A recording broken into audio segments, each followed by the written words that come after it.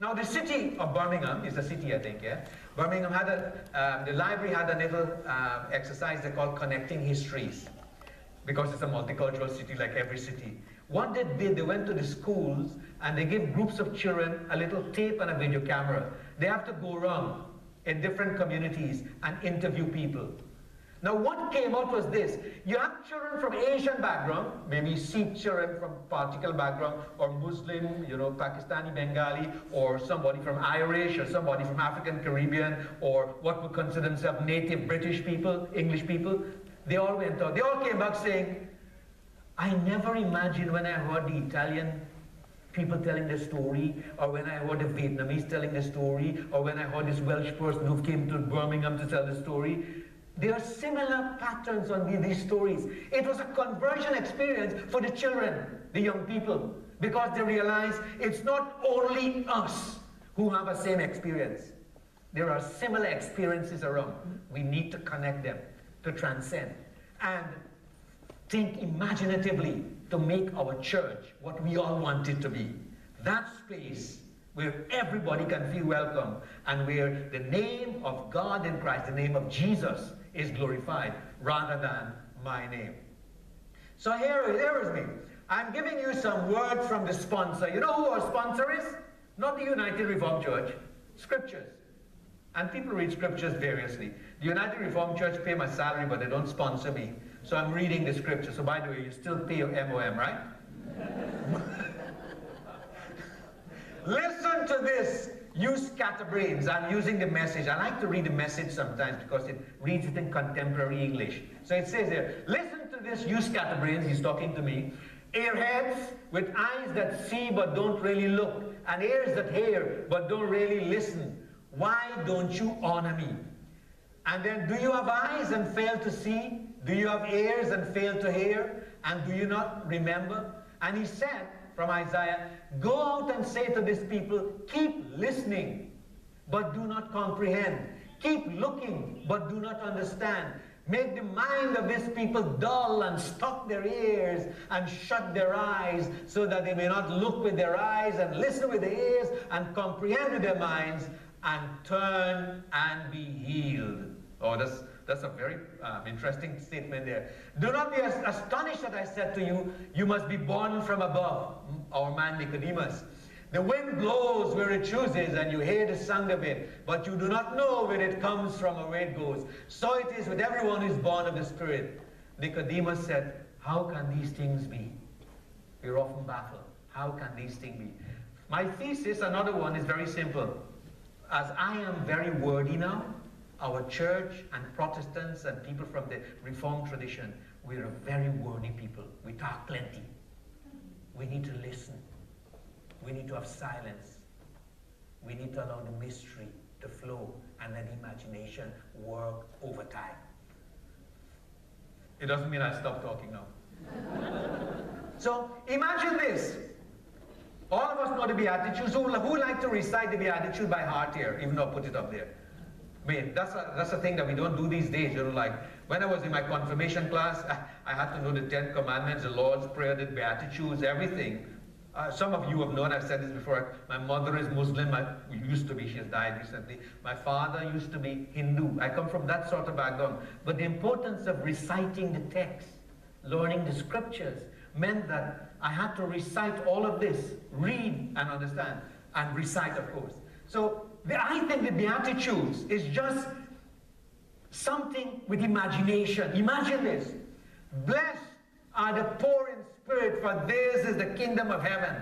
Blessed, imagine that. Imagine those who mourn, for they shall be comforted. Blessed are these people. Blessed are the meek. Imagine Thank you so much for everything you do. It makes a huge difference to what we can achieve. And not just helping us during our annual high-profile week in May. There's so many other ways that you can support us financially and have fun at the same time. And I'm sure that many of you here have done the bake sales and the coffee mornings, the sponsored walks. Has anyone abseiled here? That's one to put on your list. Some abseiling would be very welcome. When I saw the lady on the film, it made me feel like even I should have a go. She gave me the courage to have a go myself. There are brilliant, kind people who make a small donation every month, £3, £4, £5. If you could manage to do that, it would be great, you know, helping us to plan ahead, to know that your donations are coming in. Thank you so much if you're one of those great, amazing people who's already made a gift to us in your will. It's really inspiring when we hear that that's happened. And please do continue to support Commitment for Life. It's a really special, it's a unique partnership that we have with you as a church, the special development programme that we've built together over the years. It's unique amongst our 41 denominations. You're the only church where we've got quite that sort of arrangement, where we focus on a number of countries and regions together, and you've chosen countries and regions right across the world, where we can really focus the programme together. It's a great programme. Please do continue to support it. On the praying front, if you didn't already know, you can go on our website and find great resources to help you focus prayer and worship on the issues that matter most for people in poverty. And when there are particular problems around the world, you know, when there are particular emergencies, we always produce particular worship materials and prayers to help you focus your prayers accordingly. And what about this acting? What does that really involve? The key thing here is about campaigning, about lifting your voice for people in poverty. You've seen on the film, we campaign for justice for those in poverty, where what we can do through our project work on the ground can't actually solve the problems for those people completely. And we ask policymakers to bring to their policy making the kind of values which we hope they will share, even if they don't share our Christian faith. In 2 months' time, world leaders meet in New York to agree a new development. Well, good afternoon, everybody. Welcome to this seminar. My name's Steve Chalk. I'm a Baptist minister, but I work in a Baptist stroke URC church. It's a Baptist and URC church in Waterloo, in London.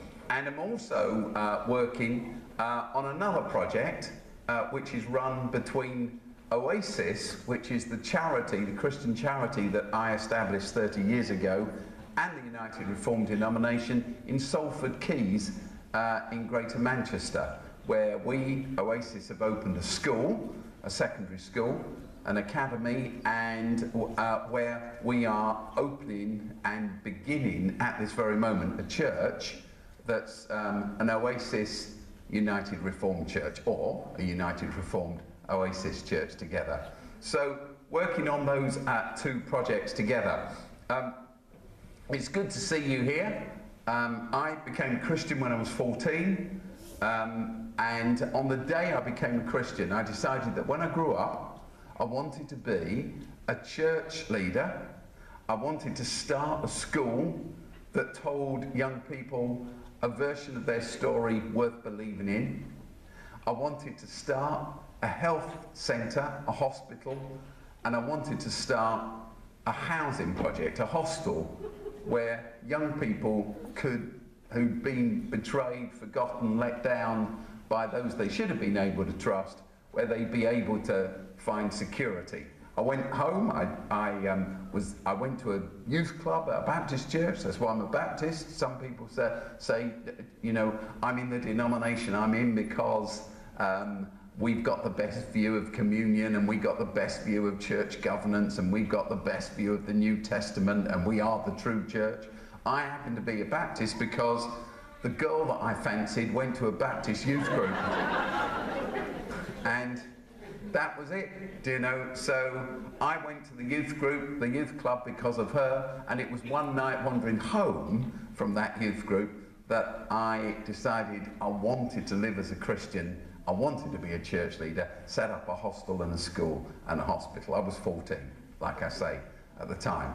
I'm a lot older now, as you can tell from the colour of my hair, and as the years have gone, I left school. I eventually trained I did theology, trained as a Baptist minister, worked as a youth worker in a Baptist church in Kent for 4 years, and then in 1985 I set up the Oasis Trust, which was just me in a room, and it was simply, I'm want to lead a church, set up a hostel, set up a school, set up a hospital, and I believe all these things are what I should do with my life. And the first ever Oasis worker, besides me, was a young girl. She was 18, from my youth group. Her name was, and still is, Nikki.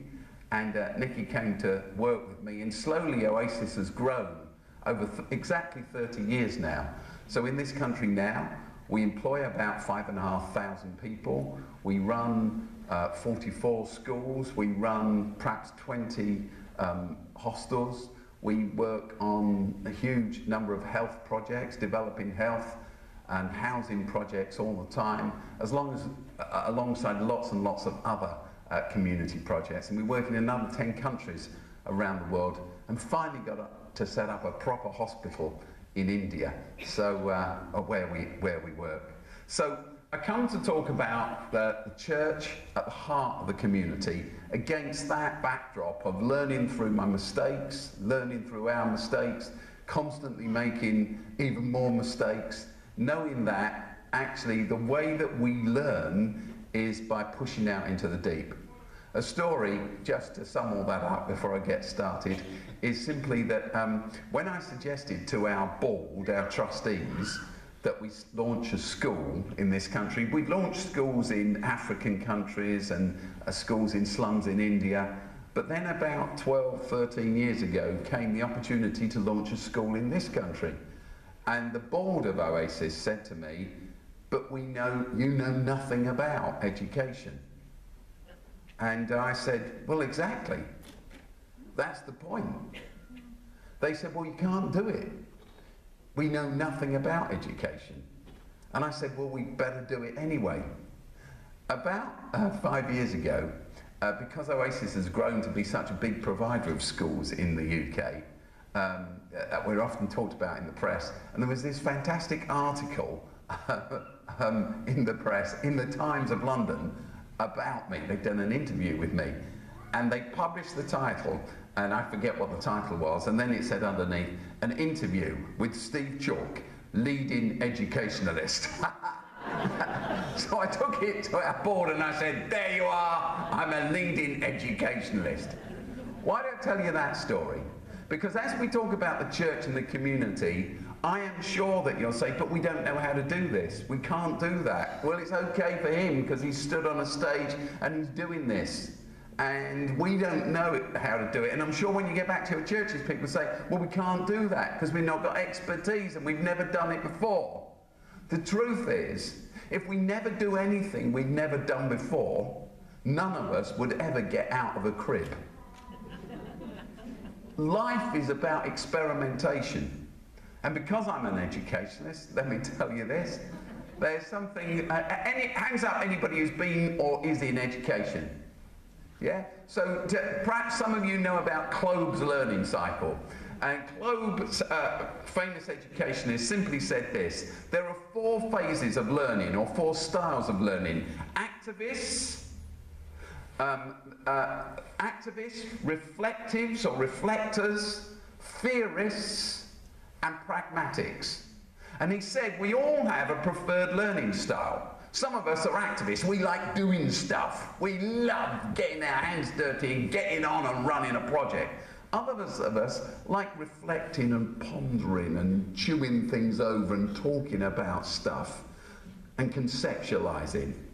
Others of us like drawing up theories, so we've got a plan, 10 points to doing this, and 50 sub-points under each heading. What Kloeb said was this: we all have a preferred learning style, but in order to become complete, whole learners, we have to push ourselves beyond the boundaries of what we find easy. An activist, I'm an activist. Activists say this, perhaps you've got some in your church: I've been doing this for 20 years, I've been serving in this church for 25 years or whatever it is, I've been serving, it's hard. Actually, activists, if they're being more honest some of the time, should say,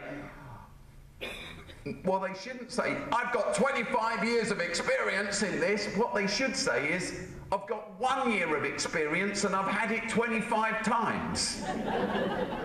Because they've not learned, because they've not stopped to reflect. If you're an activist like me, you've got to stop and reflect. And then you've got to draw up new theories, and you've got to put those theories pragmatically into action. And then you learn new things from that activity, and then you've got to reflect, and then you've got to theorise, and then you put that new plan into action. And then that activity leads to a new level of reflection, and slowly you grow. But there are others of us who are theorists. I'm on the committee for this and that, and unless it's been through our committee in the right way and has been sanctioned by the right number of people, it can't possibly happen. And you can get stuck there as well, can't you? And I know all of those things. So anyway, with all that said, let's talk about the church at the heart of the community. This is called the Golden Circle. If you're taking notes, you should write that guy's name down. Tom Sinek. S-I-N-E-K. If you're one of those people, who hands up if you know what TED Talks are?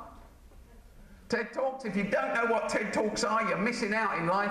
You really ought to find out. You can get these on your laptop or your computer or your tablet or on your phone actually. You just download the TED Talks app, and it's got hundreds, thousands of motivational talks on there about anything and everything in the world, by leading thinkers. Tom Sinek wrote a book called The Golden Circle, and he's got one of the most watched TED Talks ever in the world. Been watched by millions and millions and millions of people.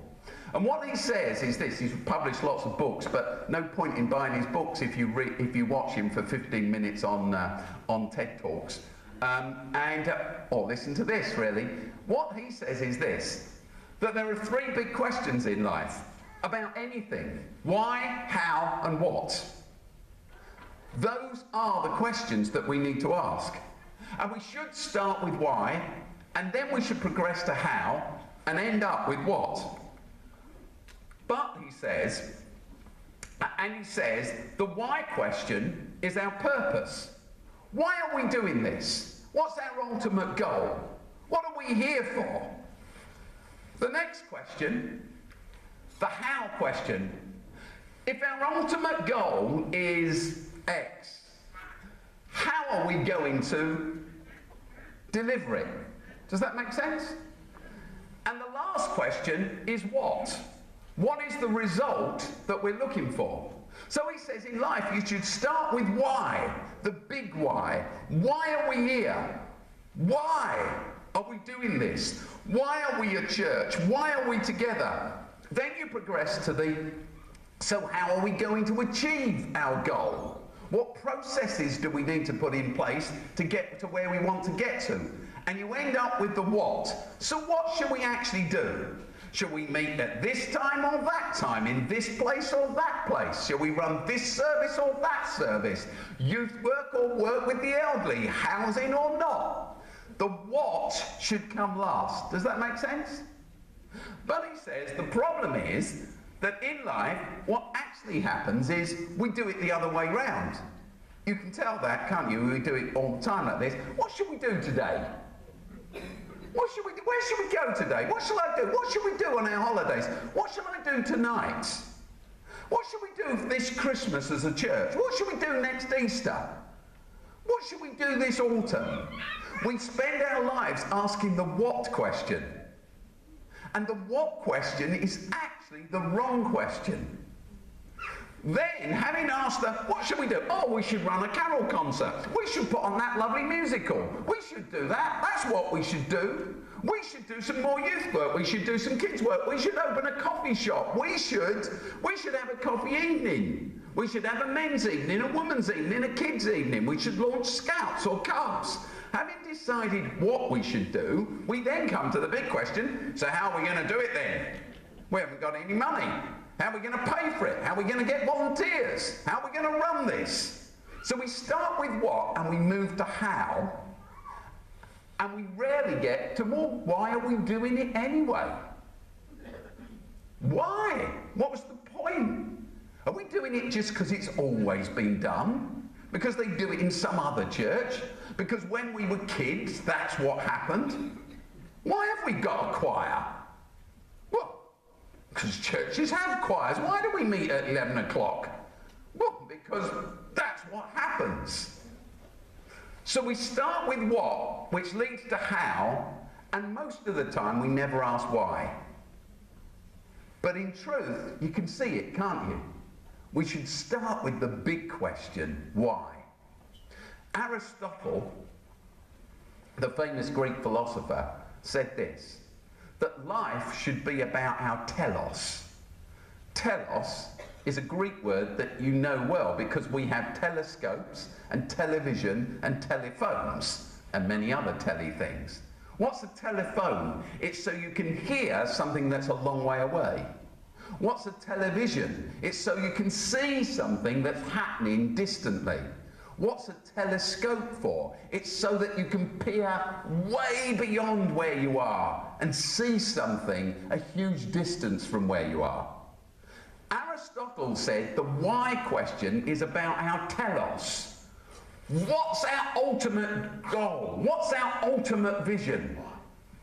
To be a church in a community, you've got to think about your ultimate goal and vision. Does that make sense? And you have to think about that first and agree that, and then think about the how, and then think about the what. The what, funnily enough, is the least important question, not the most important question. Now I'm going to use three really big kind of theological words, you know, because if we learn a bit of theology, we can impress people with it. There they are. Another one as well. Wow! It's gone too quick. Our why for Christians is our Christology. You've heard the word theology. We use the term theology all the time. It simply means the science of God or the study of God. Theos, God, ology, to study. So Christology is the study of Christ. We study Christ. Our ultimate goal is to live for Christ. Our ultimate goal is to be guided by what we learn from Jesus. Our ultimate goal is to walk the pathway of Jesus. Does that make sense to you? Jesus is our telos. He is our why. He is the why for everything we do as churches or as individuals for that matter. Our how, theologians have always talked about missiology. These are three terms theologians use. Missiology, that's an easy one to recognise. Missionology, our science of mission. So we start with what we believe about Jesus, our why, and then we move to our how. If we believe these things about Jesus, what are we going to do about it? That becomes our mission. And then lastly, ecclesiology. You'll know that the Greek word for church is ecclesia. So ecclesiology is the study of church. So what we believe about Jesus, our Christology, is our why. Our missiology, so what are we going to do about why we're here? Our methodology, our method is our how. And lastly, the result should be what we believe about church. Are you with that? Anyone can butt in and say, I don't get that. So, yeah? Does that make sense to you? The problem is this. The problem. Though we should start with what we believe about Jesus, our why, which should lead us to our how do we do the mission of Jesus then, which should lead us to an understanding of what we ought to be doing and shape our churches. Too often, it happens the other way. Our ecclesiology shapes our missiology.